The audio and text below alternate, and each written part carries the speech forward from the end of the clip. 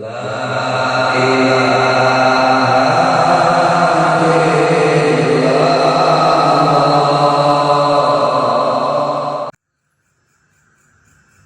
utami nama dina lulusan IFA itu ulah sok dibarengan jajaluk kamahluk jajaluk mamenta-menta makaholik sabab nalika jelema geus muntang muleuh barang pentana ka Allah ciri yakin karena naon karena ulah canggeum di Allah bakal yakin yen urusan rezeki kului hayawanin sakur-sakur sampai hewan itu geus diatur ku Allah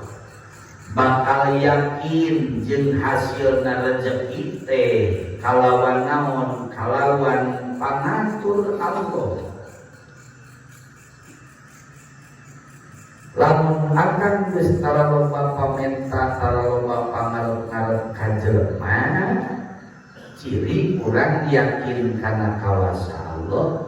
yakin kana milik rezeki teh diatur ku Allah